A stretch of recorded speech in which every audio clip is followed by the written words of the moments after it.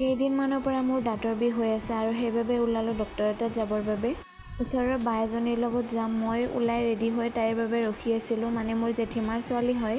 তাই আহি পালে আৰু দুয়োজনীয়ে গ'লোঁ। লগ পালে আমি কি কথাত হাঁহি থাকোঁ নিজে গম নাপাওঁ। বা আৰু গৈ পাই অলপ ৰখিব লগা হ'ল যিহেতু মোৰ আগত মানুহ আছিলে কেইজনমান। আৰু তাৰ পৰা ওলাই সোমালোঁ দোকানত। বাৰ কিবা ল'ব আছিলে তাই লৈ ল'লে।